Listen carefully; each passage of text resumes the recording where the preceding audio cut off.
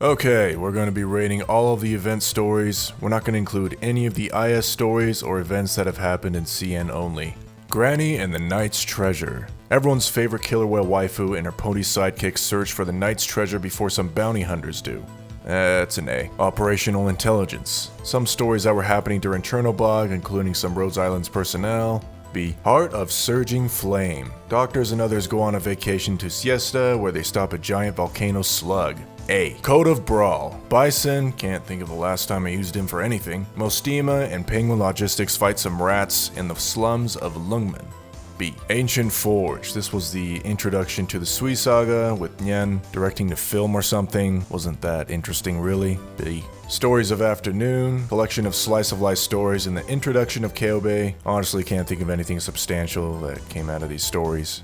C. Children of Ursus. The Care Bears go through puberty while fighting off hordes of reunion members and politicians. Easily one of the top 3 for darkest stories in the game. Twilight of Voliomonde. Fallenik and Suzuran arrive at this place, searching for the missing Atro. The town is under threat of catastrophes and the people are getting anxious. After Reunion arrives and drives the town crazy, we confront Mudrock, who enjoys talking to rocks. A+. Arknights Memoir. This is the backstory of our favorite mercenary in need of therapy. There's a lot of juicy lore about Teresa, Babel, and the old doctor, so S. Okay, moving on to the Great Chief returns. The Doctor, Gavial, and company travel to Gavial's hometown. They team up with Zu Mama to defeat a giant machine that goes haywire. B. Rewinding Breeze. Literal fire god capable of destroying everything, has dementia, and enjoys eating ice cream.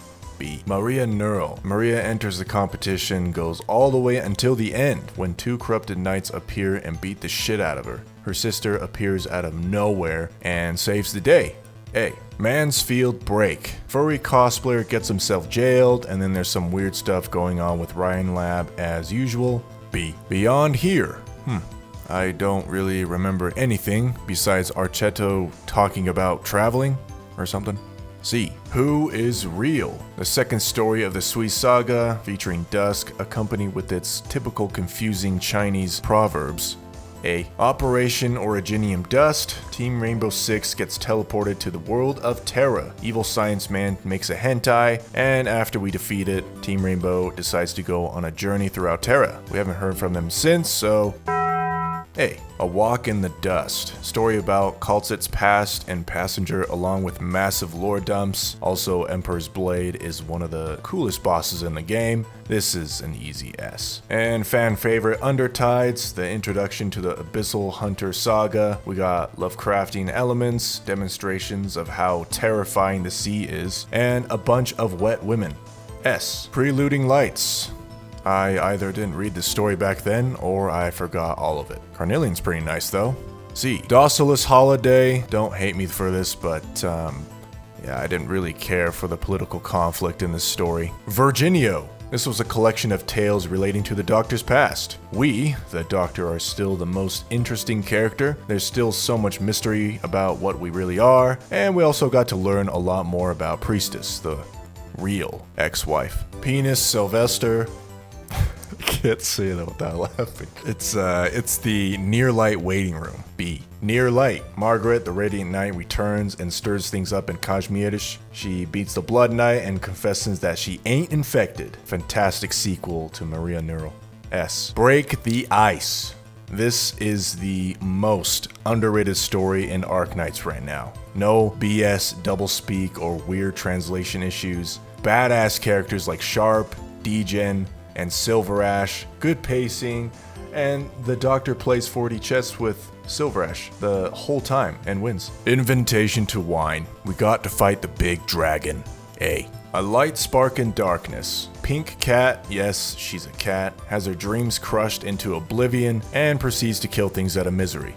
S. Guide Ahead. Little girl is a hybrid and that makes her special. These 2 guys shoot each other and they're okay because the law was like, you both got a point. And then a bunch of angels fight over the girl, and then she rings a bell to save the city. A+. Stiltifera Navis. The Abyssal Hunters find Captain Barbosha's ship and his fish lover Garcia. Then this woman feeds herself to the end speaker. Lovely. and it morphs into one of the most annoying bosses to beat, A+, SS in difficulty.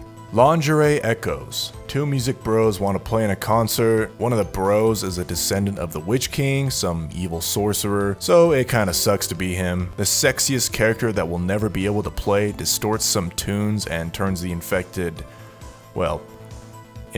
her. Cried Creed turns into a monster resembling the Witch King and then dies because he didn't want to look ugly. Hey, okay, just a few more. Ideal City. Gaviel and friends go on a vacation to an underground Duran city that's on the verge of being destroyed. A pretentious femboy gets his feelings hurt and turns into a boss only to get his ass whooped by a novel writer. B. To be continued. I was really burnt out on Arknights and skipped this event, so I'm sure it was. Dorothy's Vision. Rhine Lab, the world's most trusted science organization, implodes on itself. Dorothy accidentally creates the weirdest looking boss in the game because she dreams of a utopia. The most interesting part of the story is the end, when these two, Kirsten and Hooligan, foreshadow that they want to explore the untouched beyond of the Terran planet. And we know what that means. The theory that Doctor is actually an alien is about to be true. An Obscure Wanderer, a boring tale of some horseman in a mid-age crisis, but he single-handedly stops a conflict between the campaign knights and some Latanian diplomats by introducing his old knight friend to some good old-fashioned chivalry. B. And finally, Il Sirokusano.